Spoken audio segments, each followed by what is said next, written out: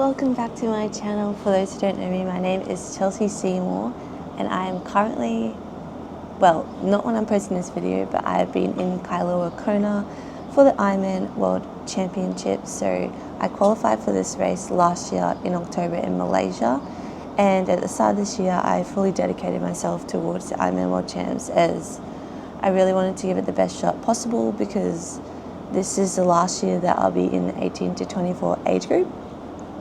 So a bit of a backstory. So last time when I was here in Kona was actually in 2022, so 3 years ago, and I did around 11 hours. So my goal for that race was really just to complete it, to get through it, and to just soak it up and enjoy the experience, as I knew I'd always love to come back again.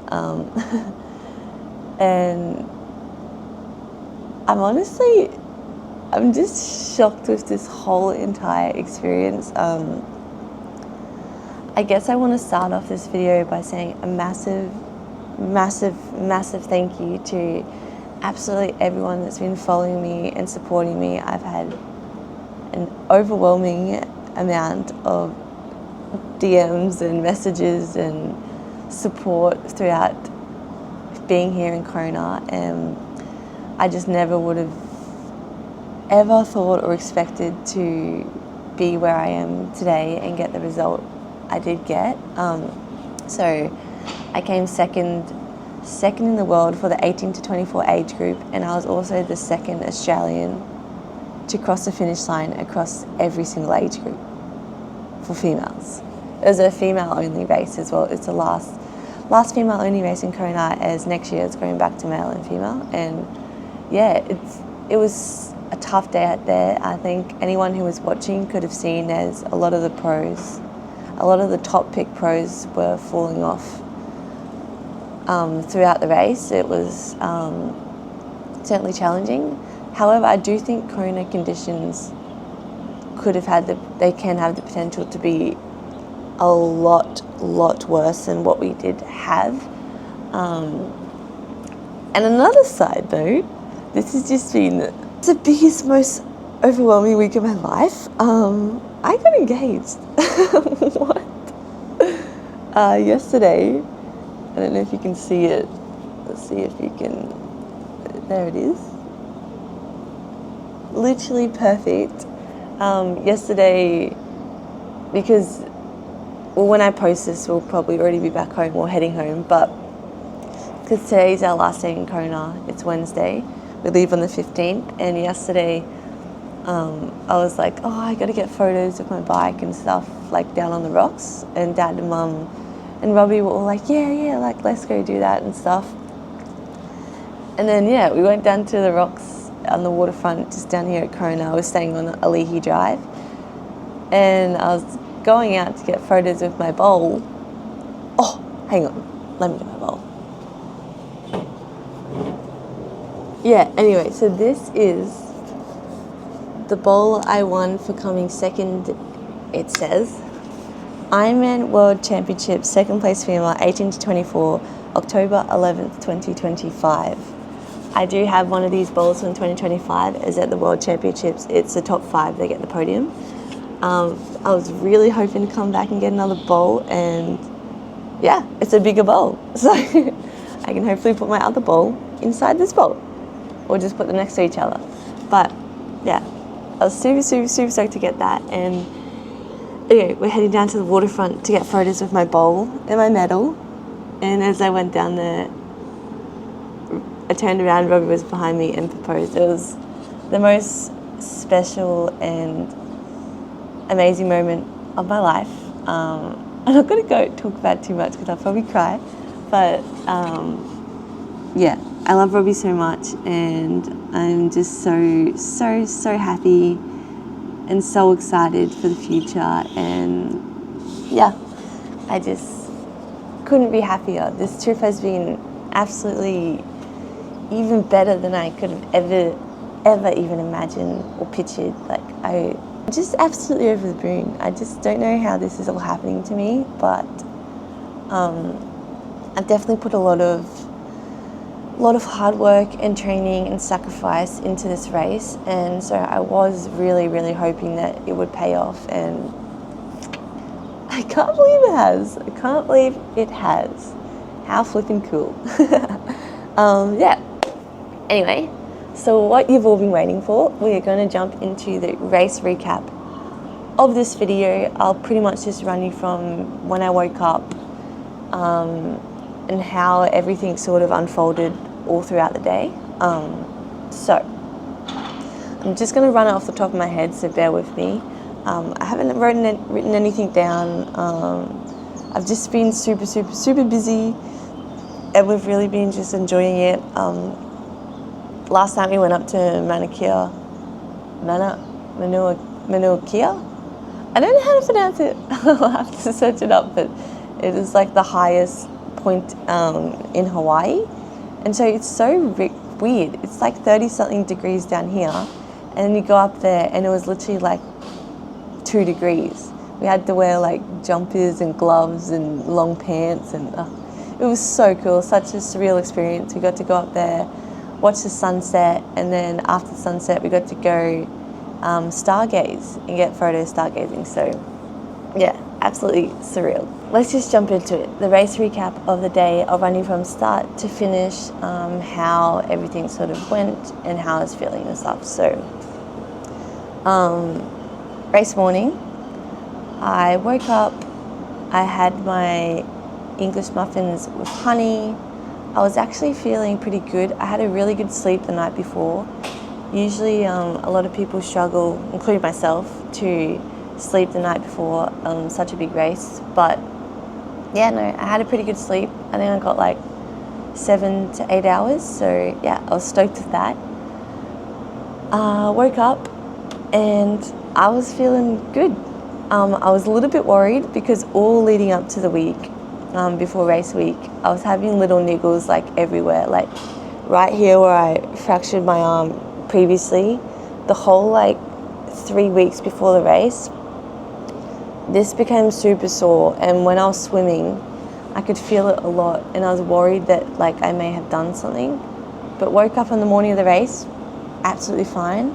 I had like the whole week leading up, I like felt stuff in my Achilles, I felt something in my quad, my calf, and I just kept telling myself like it's not anything to worry about, like I'm just overthinking it, it's just my body. I told myself it's just my body nervous for the race. It doesn't want me to do the race because it's so nervous. But anyway, yeah, wake up, felt good, everything was feeling good. I will say I did bring my compression boots for this trip, and I've been in my compression boots almost every day, and I genuinely think that helped with my recovery and helped me get to the start line feeling the way I felt. Like I genuinely feel like it helped. And I did get a massage because I was here about 10 days before the race. I should probably say that first.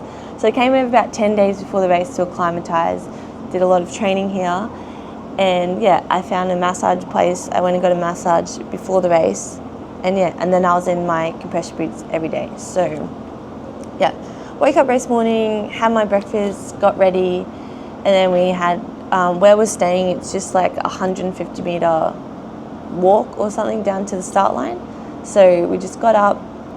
We had a bit of a later start being the younger age group. The pros started at 6:25 in the morning, but we didn't actually start till 7:30 a.m. So I was a little bit annoyed about that before the race, because I'm like, oh, why are we starting, like we start so late, like we have to wait there for so long, because obviously transition, you had to get in there for transition to set your bike up and everything, and that closes at 6:15.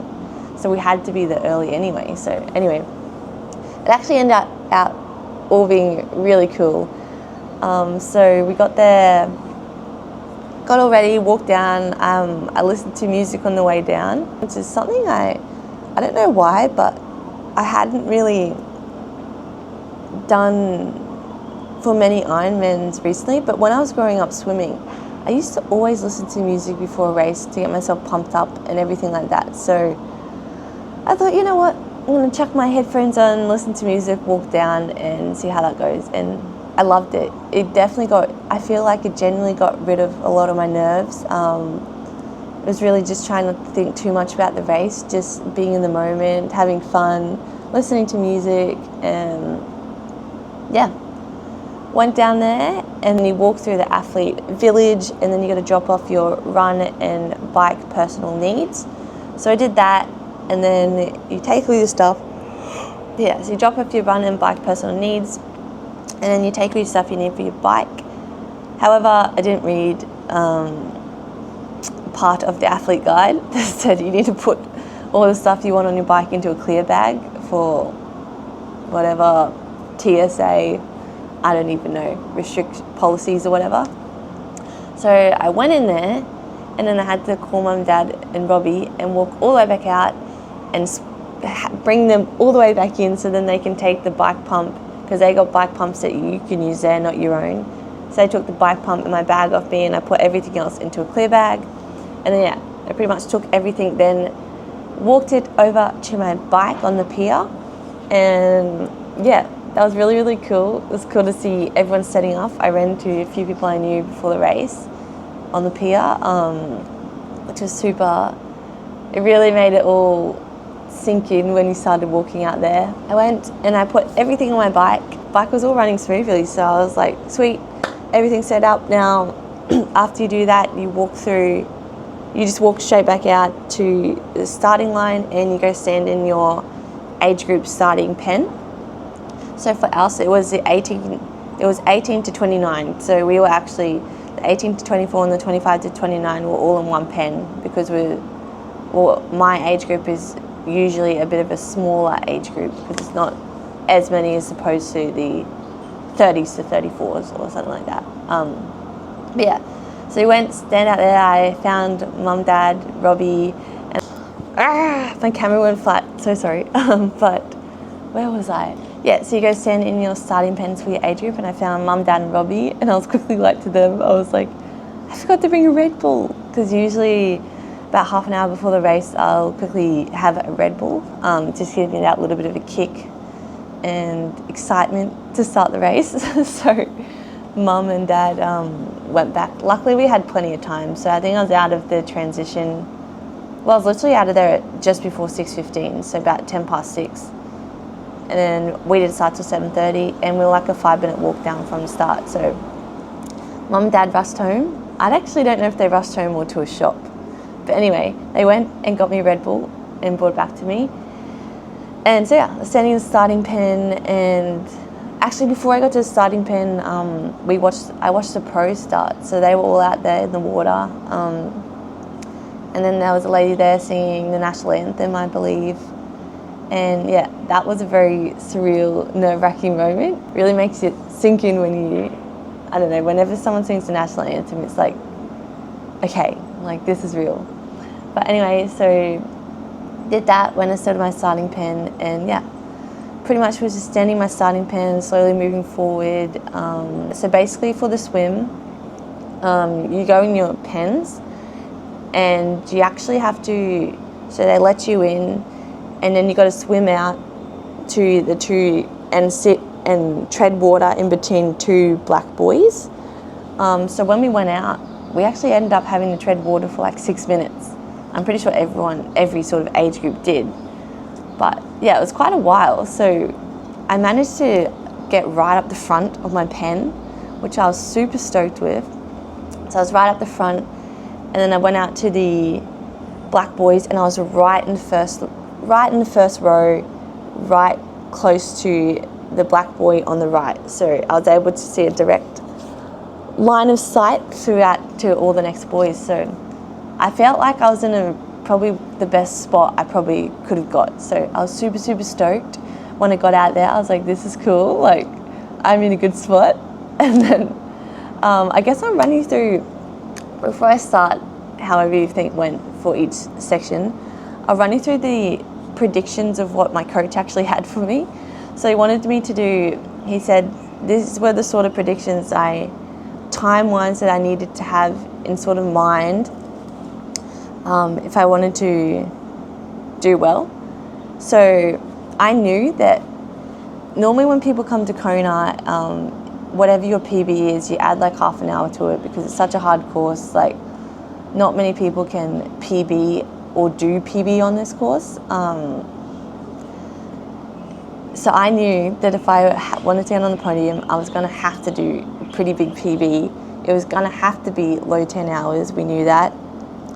My race predictions, we knew we had to do about a 56-minute swim. It had to be a 5-hour, well, he put 5-hour 25 bike ride, which is about 33.2 kilometre average across the whole bike. And it had to be a 3-hour 35 marathon. So for me to get that, that's a PB bike and a PB run split to be able to podium at this race. So yeah, I knew 2 of the top girls that I had to keep an eye on and had to follow. So yeah, anyway, the gun goes off. We're swimming. I'm getting hit left, right and centre. In the head, in the arm, locking arms with other girls. I'm like, this is great. Like, this is exactly how a world champ should be, right?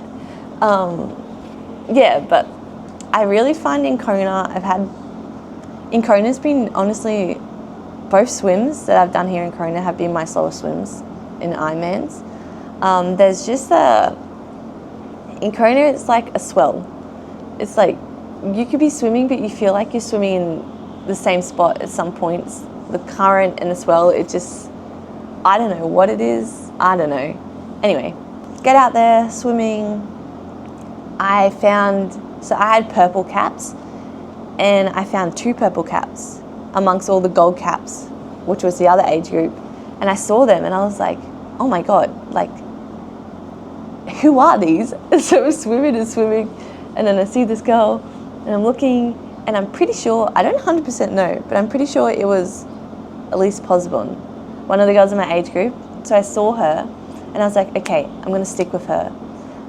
So the goal in the swim was actually to not gas myself. A lot of the swims I've been in lately, yes, it can go a lot faster, but I've actually been trying to rein the swim down a bit and just get in a comfortable position, try and find someone in my age group, which then I can hopefully ride with on the bike. So yeah, found these 2 people in my age group and swim with them. And I stayed with them the whole way. We were with each other the whole way.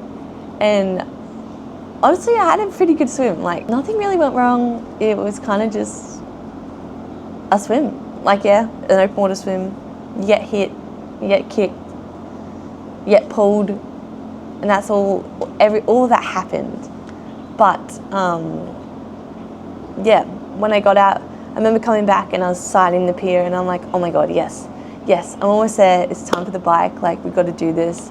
I've got 2 people in my age group right near me. I'm like, this is perfect. This is going to work well. And then I got out, started running, and I'm like, sweet. The guy with like the hose like sprayed me right in the face and full on like went up my nostrils and like waterborne me. But it was good. I came out, grabbed my bag. Last time I was here, I could not find my swim bag. I spent like a minute running back and forth down the aisle trying to find my bike bag.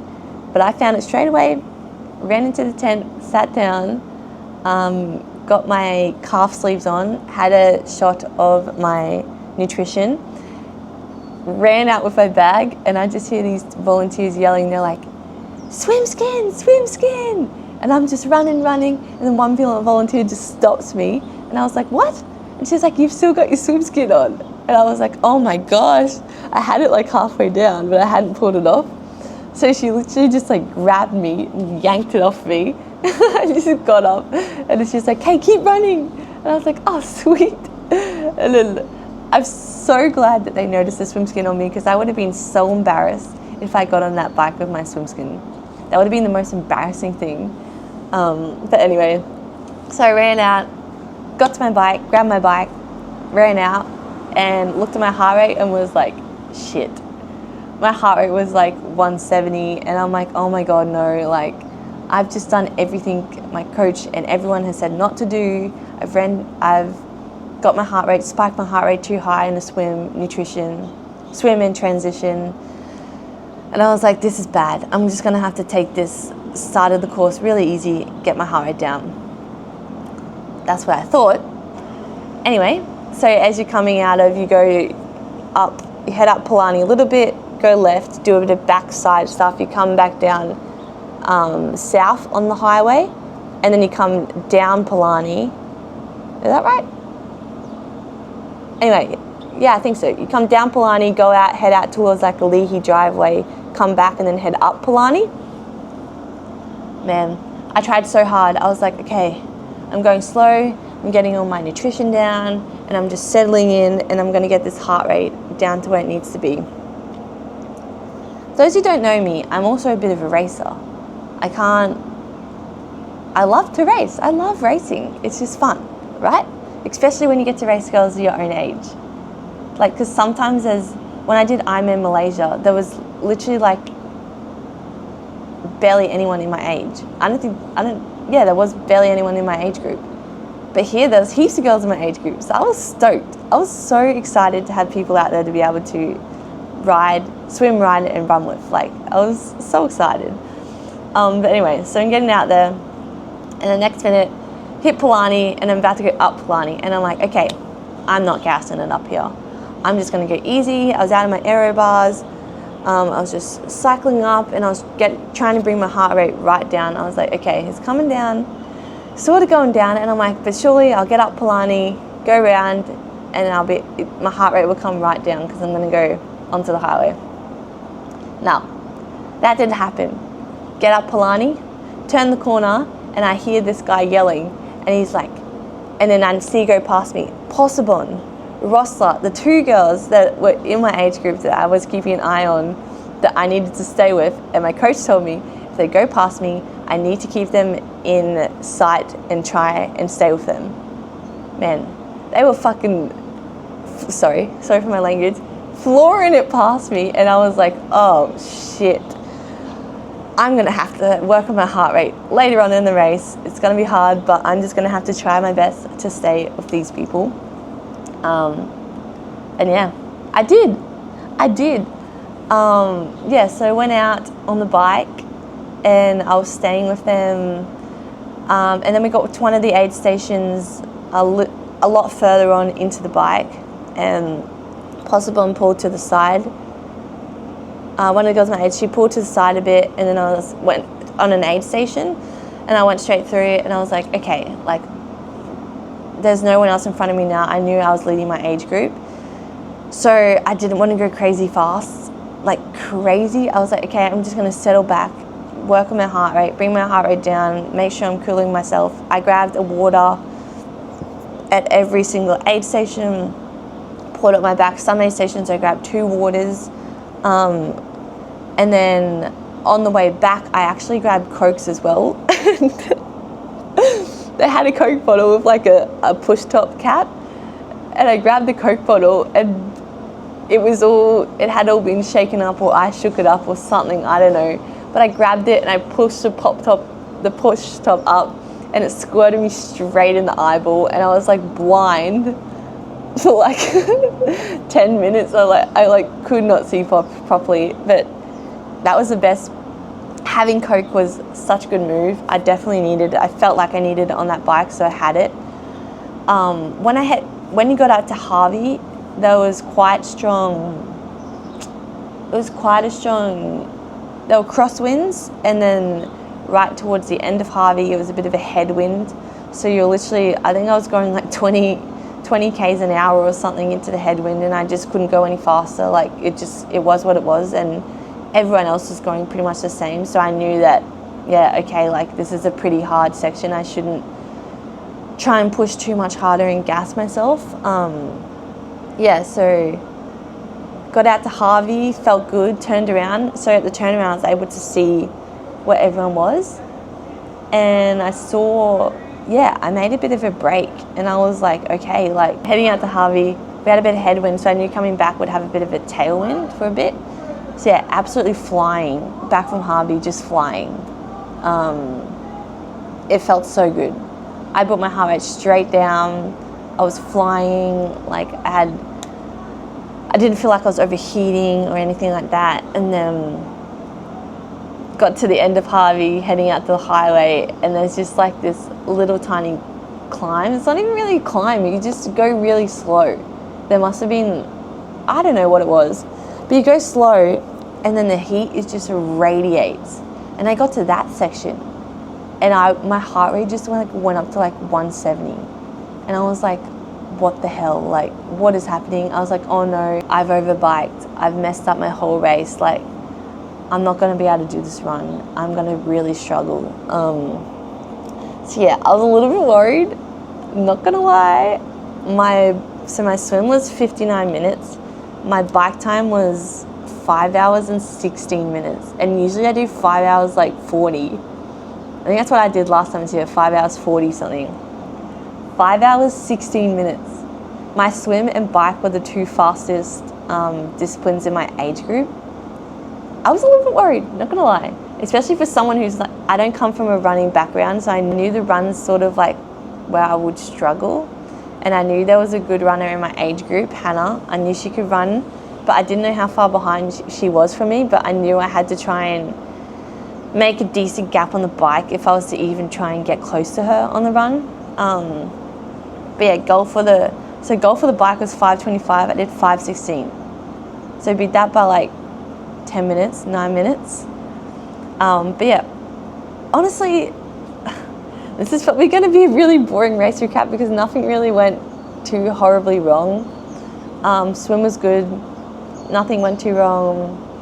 Bike was good. I had no problems with the bike, no flats or anything like that. Got all my nutrition down. And yeah, felt good on the bike. I was coming back into town, coming down Palani Hill and into transition. My transitions went well. I got my feet out of my shoes this time. There's been some times when I've been so like delusional, I just forget to take my feet out of my shoes. But yeah, I got them out of my shoes, hopped on the bike, and I thought, shit. My legs were sore, and I was like, oh no. I had like a bit of pain in like my glute, and I was like, this isn't good. But anyway, I just tried not to think about it. We didn't have any bike catches this year because just weren't able to get as many volunteers, I believe. However, the volunteers on this course were absolutely amazing, like absolutely amazing.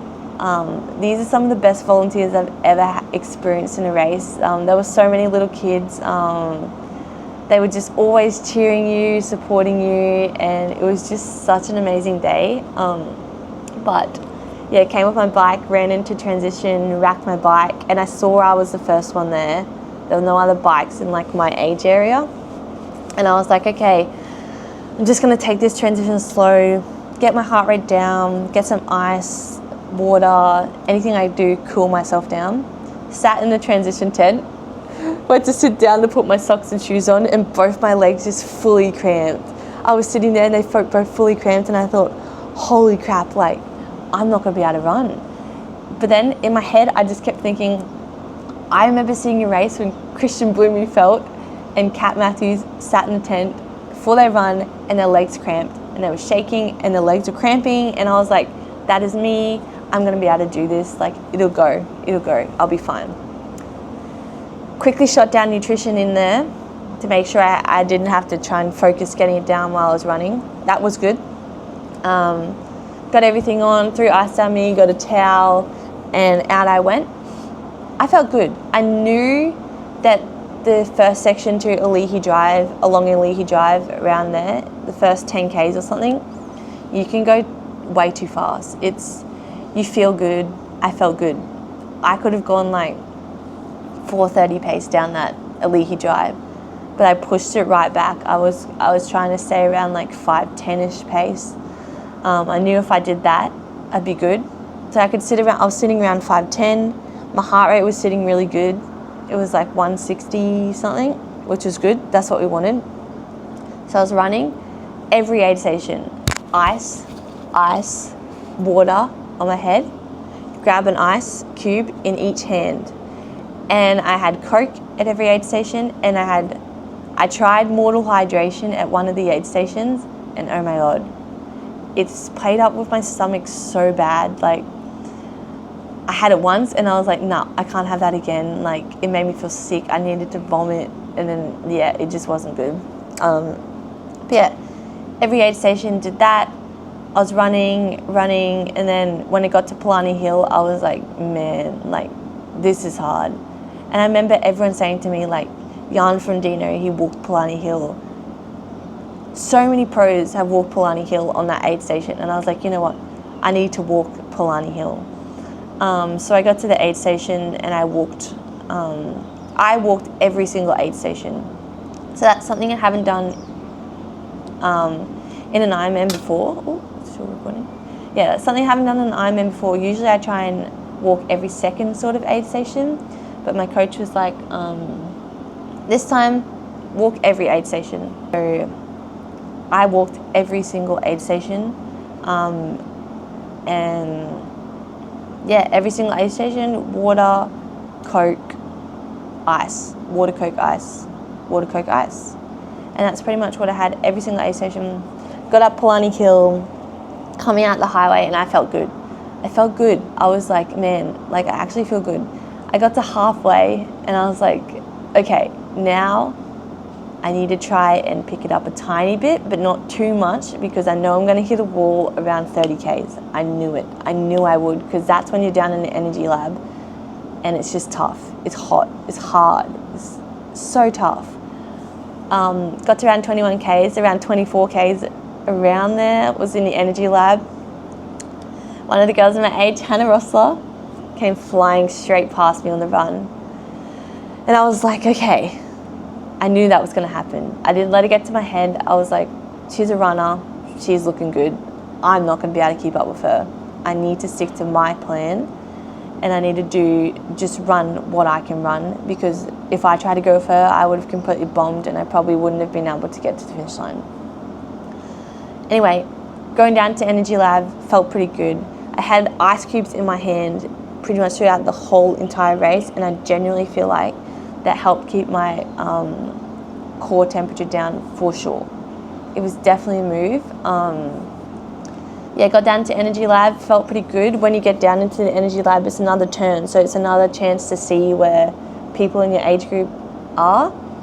And I turned down there, and then, yeah, I saw Jazz and I saw Posibomb, but there was another girl I didn't actually even know, but she would have been down there as well. But so I knew I was sitting in second, but I was so delusional at that point. I was like, man, like, they're close, like I'm gonna struggle, like, I'm hurting. And but then in my head I kept saying, like, no, they're hurting too, like, everyone's hurting, this is a hard course, there's no one running right now. It's feeling fresh, it's feeling good, everyone's hurting, everyone's sore. Chelsea, you're fine. I kept telling myself that. I'm like, you're fine. And I'm like, it's not killing you, it's only gonna make you stronger, you're fine. It's not killing you, it's only gonna make you stronger, you're fine. I kept telling myself that over and over in my head in that run down in that energy lab. Going out is good, coming back you're going uphill a little bit.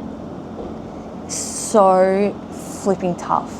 I genuinely felt like my whole race was going to unfold at that point. I was coming out and going in, I was holding like 5 minute pace, 5:10 pace, because I picked it up a little bit and I felt good. And then like coming back out, I looked at my watch and it was like 5:30 pace, and I was like, shit, like, I was genuinely getting really emotional. I was like, far out, like, my race is gonna unfold, like, I need to stay on top of this.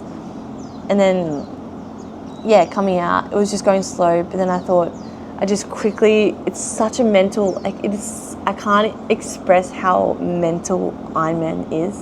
Yeah, Ironman is such a mental game.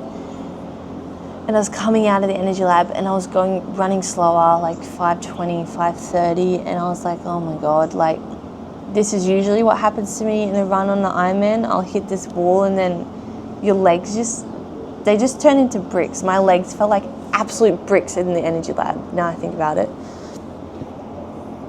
I was running and I was like, man, like, I literally can't go faster. Like, my legs were not allowing me. They were just bricking, they were being stubborn. They were like, nah, this is it. This is what I'm running. You're not running faster. You're going to kill me, sort of thing. I just kept putting one foot in front of the other, and I was like, stuff it, like whatever happens, happens. And I was running, got to there's an aid station right as you come out of the energy lab. Got there, and I was like, okay, this is downhill, baby. Like, we got this. And I had ice, as I said, every aid station, ice, water, Coke, ice cubes, running. And I picked up to like 450 pace. I was running under 5-minute pace. I felt good. I came out of the energy lab, heart rate was coming down. Yeah, in the energy lab, my heart rate started creeping up over 170, and I knew I can't hold that heart rate. If I'm running at a 170 heart rate, I'm gonna fold at some kilometer. It's too high of a heart rate for me. I need to be in the 160s, and I brought it down to like 165. Was running like 450 pace, and I was like, holy hell, like I'm doing good. And I'm running, and I'm looking, and I think I was like 32 kilometers in or something, and I'm like, I've got 10Ks to go. Like, I run 10Ks like most runs. Like, this is sweet. And I'm running and feeling good, watching everyone run back down into the energy lab, thinking, oh, like, I'm so glad I'm out of there. I'm just running. And yeah, got to about 36 Ks, and man, these last 5 kilometers were the longest 5 kilometers of my life. I had a thing in my mind to walk every aid station and just run everything else. I got to like 36, 37 kilometers, and my legs, they were stopping. Like, they were not going. They were like locking up. Both quads are cramping, both hamstrings are cramping, my glutes are cramping. Everything was so sore, and really just did not want to move. Like, I've never been so sore in an Ironman before. Like, that was rough. It was so rough. And I remember I had to walk before I got to aid station, was not what I wanted to do. And I was walking, and I just remember looking behind thinking, oh my God, like, my whole race is going to unfold. I didn't know, I couldn't tell. I didn't know how far all the other girls were in my age group behind me. But all I could think is, if there's a runner behind me that's fast, she's going to overtake me right now, because I could not go any faster. But yeah, got to about 30, I think it was 39, no, it would have been like 40 something Ks. Get to top of Palani. The kids were so good at the aid stations. They were cheering, they were like chanting, they made it so fun and so enjoyable. And they really lifted the spirits up when it felt tough. But yeah, went up Palani, coming down Palani, and oh my God, my quads felt like they were exploding. Running downhill with that much fatigue in your body is one of the hardest things to do. I would have much preferred to run uphill. Downhill, I literally felt like if I wasn't concentrating on each foot landing on the ground, my legs literally would have collapsed under me. Like, they did not feel stable at all. And I'm just running down the hill, and then I see Luke from Women Republic, and he's filming me, and I was like, oh no, like, this is gonna be the worst video ever. But I'm running down there, but it felt good. I saw some familiar faces, and I was like, oh my God, like, I'm so close to the finish line. But I knew last time when I did this race, when I ran down Palani, I thought the finish line was right there. I didn't realize you had to go left a bit and then come down right Alihi Drive.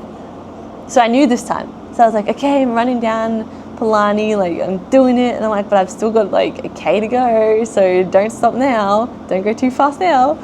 And so I went down the hill, then went left, and then I had to walk a bit. After coming down the hill, exploding my quads, my legs were so wobbly. Like, I couldn't. And everyone was like, you're almost there, like, start running. Oh, and I saw my dad at that point, and Robbie. And then that's when Dad told me, he's like, third place is like 15 to 20 minutes behind. And I was like, oh my God. I felt so relieved, because I thought they were right behind me. And then, but I was still running, and then when my watch hit 42.2 kilometers, I stopped it because I was like, I'm going to enjoy this. And I remember just running down the finish line, and I was running down there. I don't even really remember. I was so dead. As soon as my legs crossed the finish line, I tried so hard to stay up. In my mind, I was just like, just stay up, like, just don't fall. And then I'd been fighting against my legs like for the last 10 kilometers, and I just couldn't fight it. I was like, you know what, like, you've made it. You've done it. You freaking did it. You did everything you needed to do in one of the hardest Ironman races in the world. You took an hour off of your time from here that you did 3 years ago, and you did a 40-minute PB at the hardest Ironman in the world and almost broke 10 hours.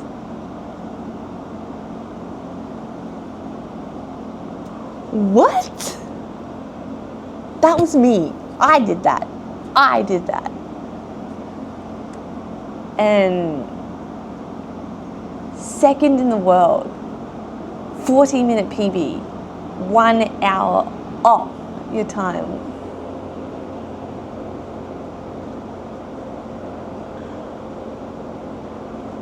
Yeah. I'm like mind blown. Like, I know I have it in me. I've known ever since I did Malaysia, or even before Malaysia, I've known in myself that I've had a low 10-hour Ironman in me. I knew I could do it. I was like, I can do it. Like, I just need to put it together. I knew I could do it. And the fact that I've done it on the world stage, to me, is like the best possible outcome I could ever had in my life. And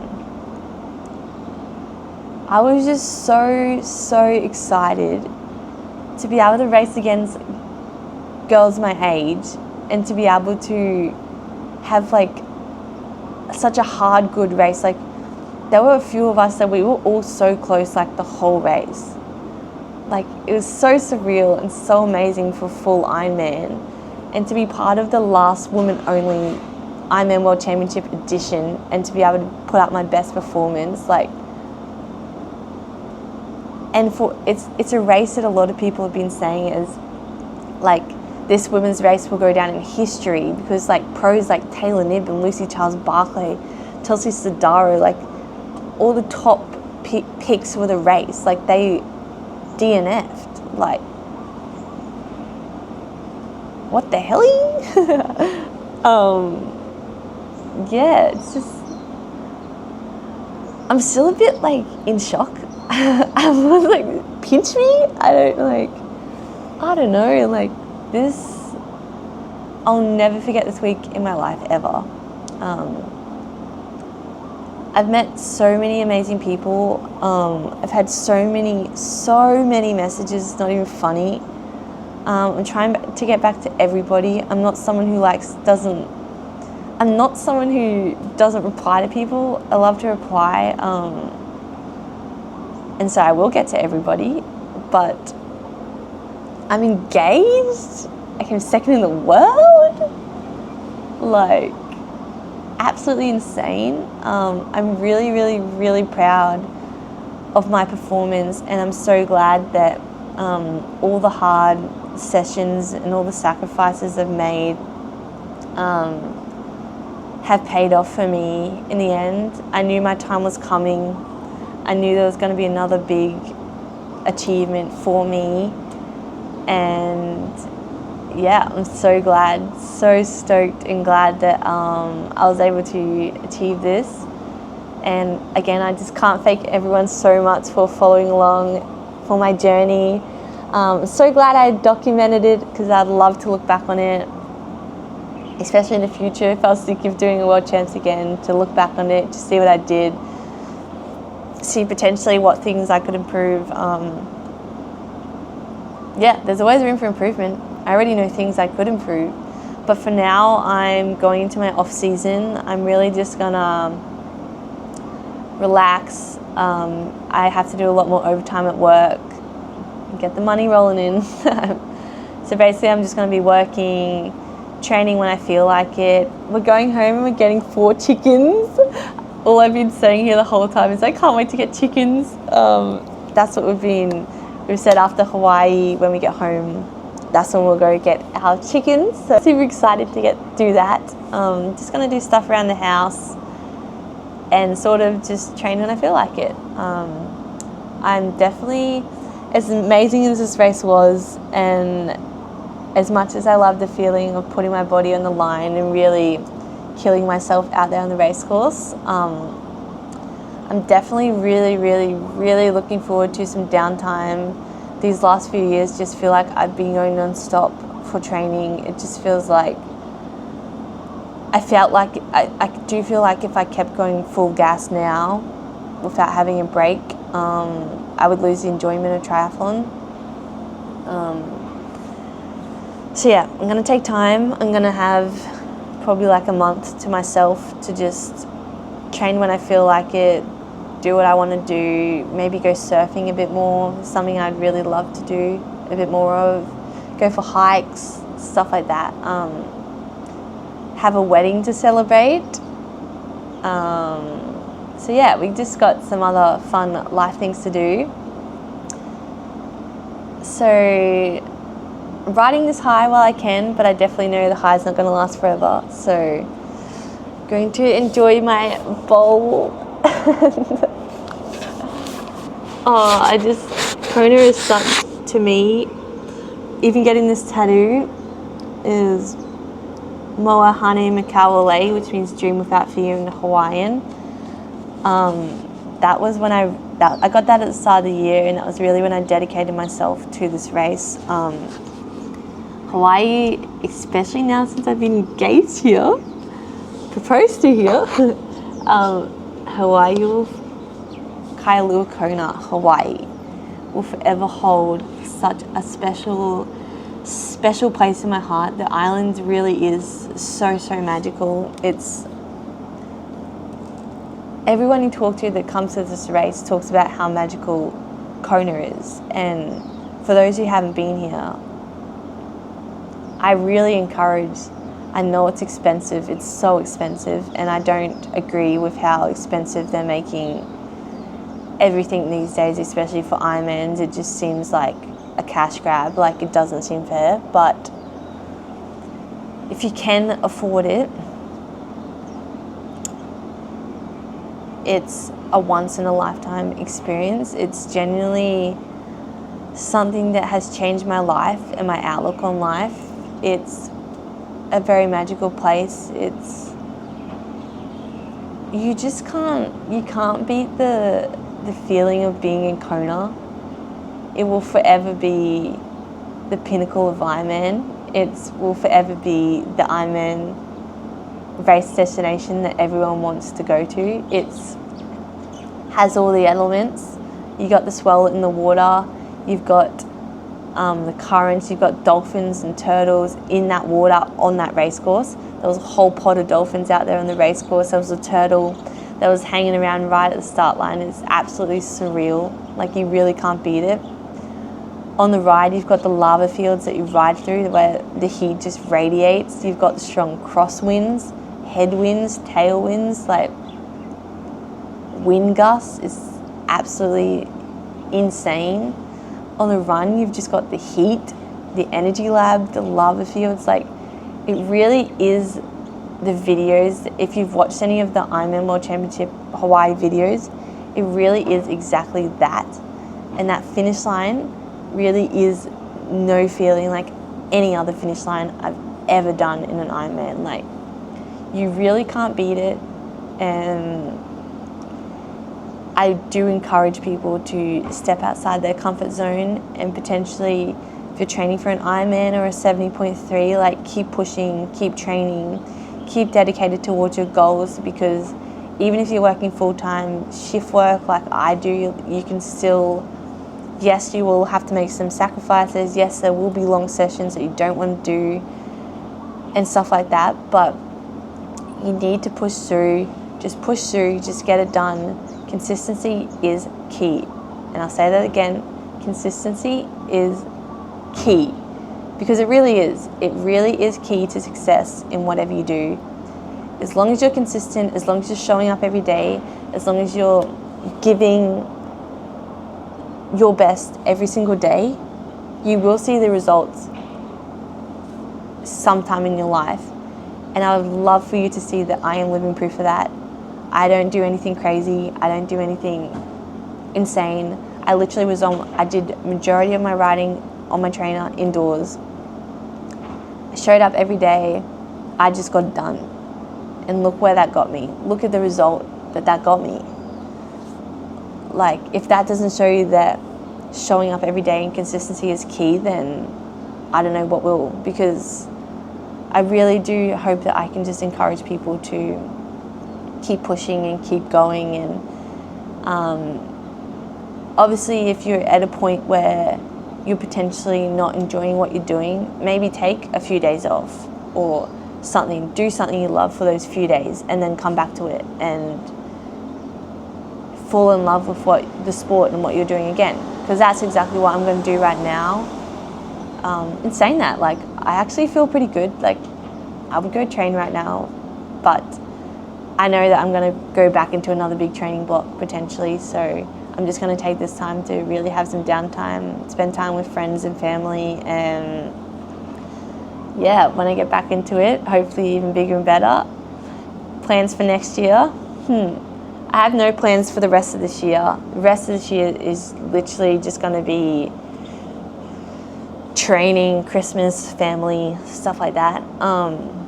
Next year, I only have one race booked in for the moment. Now I am engaged, there could be a wedding next year. So yeah, it's going to look a lot different for me than I probably had originally planned, but I'm booked in for the T100 at the Gold Coast in March next year. I thought I'd try something different. Obviously, the long distance Ironman more suits me. It's harder work, a lot more training and time, but it definitely suits me race-wise. I have a massive endurance engine, and I don't quite have speed, but you know what? To get better, you need to work on your weaknesses. So I'm looking forward to working my speed a bit, and I really want to get better at my running. I need to improve my run. So run focus will probably be a lot for next year.